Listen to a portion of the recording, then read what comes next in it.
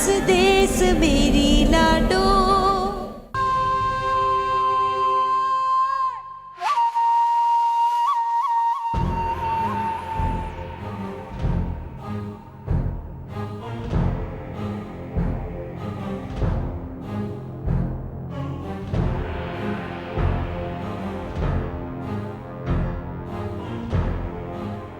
बहुत बुरा हुआ, बहुत ही बुरा हुआ यो। बुरा तो आप करने जा रही थी अम्मा जी। 2 मिनट के लिए, सिर्फ 2 मिनट के लिए वीरपुर की मुखिया ने एक औरत बनकर सोचिए। मेरा शुक्रिया अदा करेंगे आप।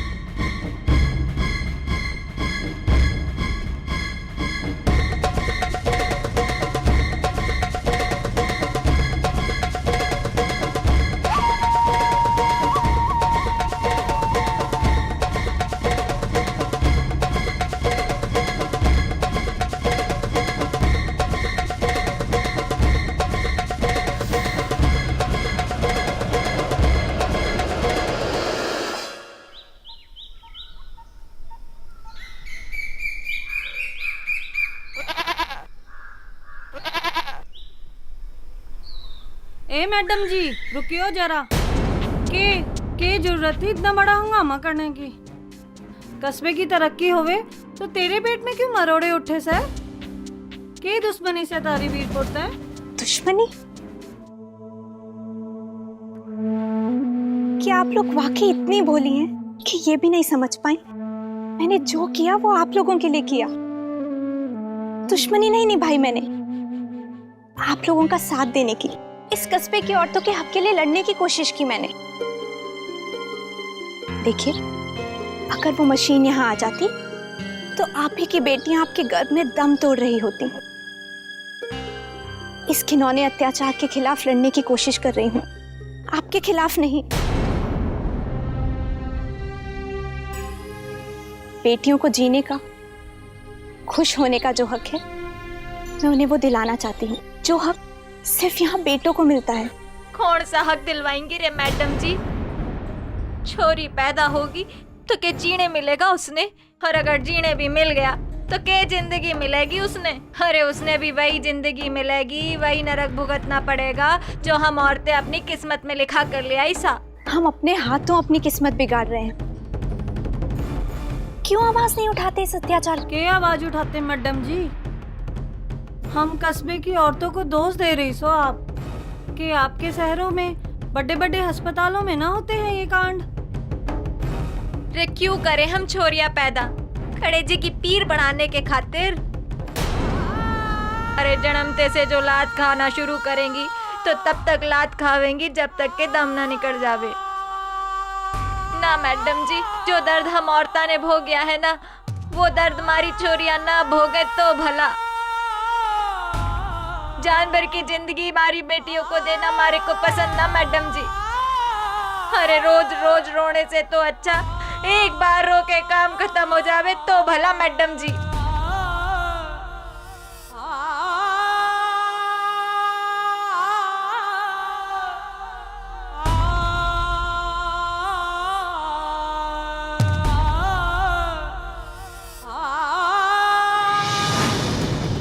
रुकिए, सुनिए मेरी बात सुनिए। आप लोग इस तरह हार नहीं मान सकते। आप इस कस्बे की सड़ी गली रीतियों को अपनी किस्मत नहीं बना सकते। सुनिए, रुकिए ना, सुनिए सुनिए।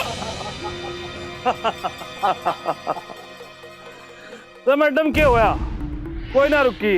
मैडम क्यों फालतू में अपना गला फाड़ो? मैडम जी ऐसा ना चिल्लाया करे है। पहले 1.5 हड्डी की से तू, और फिर फालतू धाड़ने से कोई बदलाव ना आया करे है। मैडम जी रावण भी खूब दाड़ा राम जी के सामने।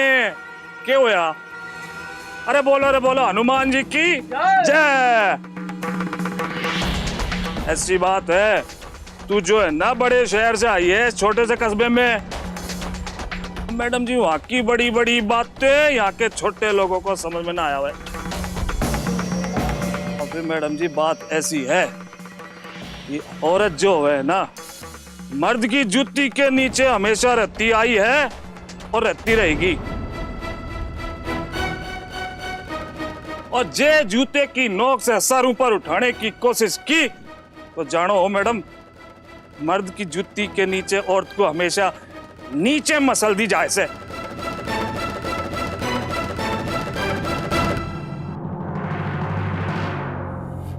क्या समझी? समझी, लेकिन एक बात समझ में नहीं आई। आपको जन्म देने वाली भी एक औरत है ना, उसका दूध पिया होगा आपने, तब जाकर शरीर में जान आई होगी। उसके हाथ का बनाया खाना खाकर भूख मिटी होगी आपकी, तब जाकर ये पहलवान जैसा बदन पाया है आपने। उसको भी जूती की नोक पर रखते हैं क्या आप?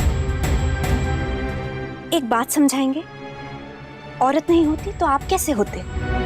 ये दुनिया कैसे होती?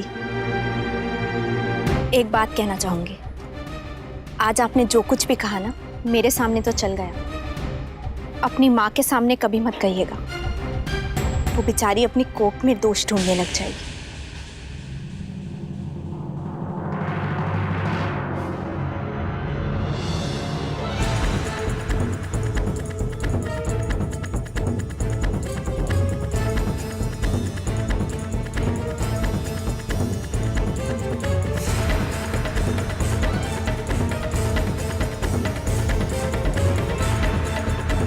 अरे कैसे कतरनी सी कचकचाकर चलती है रे इसकी जवान।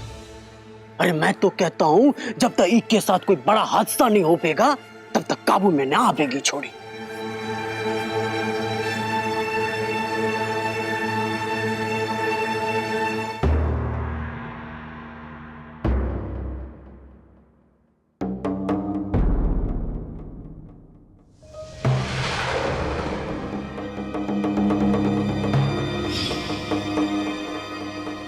आपकी परेशानी समझ सकूं डॉक्टर साहब।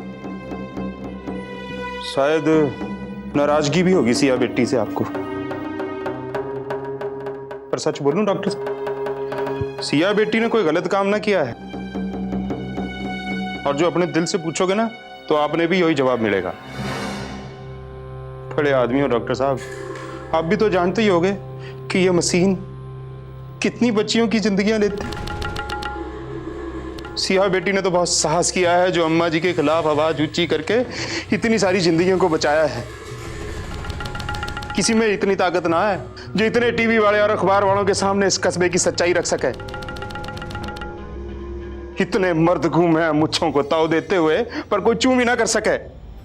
सिया बेटी ने तो पूरी दाढ़ मारी है डॉक्टर साहब।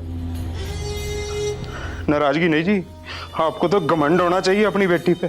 दयाराम जी ये सब बातें मैं अच्छी तरह समझता हूं,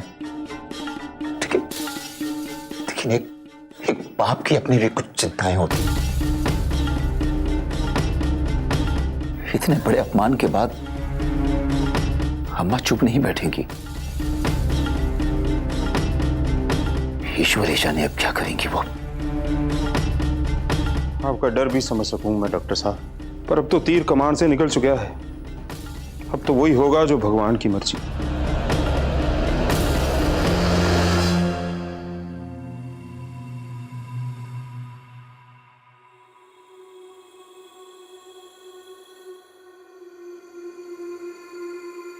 अब तो बस आप इशारा करो अम्मा जी, ऐसा हाल करेंगे छोरी का कि नरक में भी जगह ना मिलेगी उसे।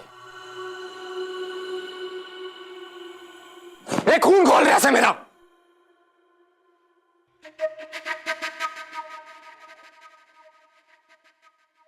जबते हुए छोरी इस कस्बे में आई से सिर्फ आपके खिलाफ आग उगल रही है।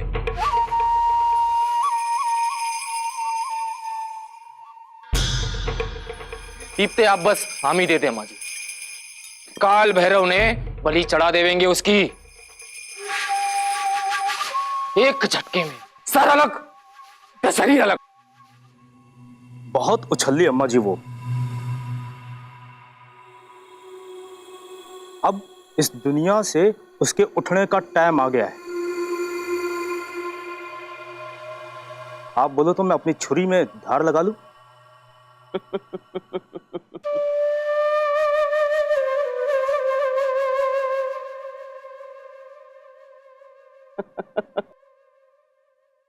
अम्मा जी इतनी गंभीर बात और आपने हंसी आ रही है। अरे जोगिंदर, अगर मैंने उसका काम तमाम करना होता तो उसका बाप उसकी 13वीं मना चुका होता। अरे कमिश्नर के भगवान भी उससे 4 सासे फालतू नहीं दे पाता ना जोगिंदर। उसने मार के क्या होगा? क्यों पाप लिया अपने सर? 5 मिनट हाथ पैर पटकेगी और उसकी तो राम जी की जय हो जाएगी, उसने मुक्ति मिल जाएगी। और मेरा क्या होगा? मैं तो जिंदगी भर अपमान की आग में जलती रहूंगी। ना ना, मरना नहीं है उसे। उसने तो जिंदा ही रहना है, अपने पापों की सजा काटनी है। छुरी का ऐसा हाल कर दूंगी कि मिनट मिनट अपने जन्म ने कोसेगी। राम जी ते घंटी बजा बजा बजा बजा बजा बजा के अपनी मौत मांगेगी। बार बार हर जन्म इसी का जाप करेगी वाह।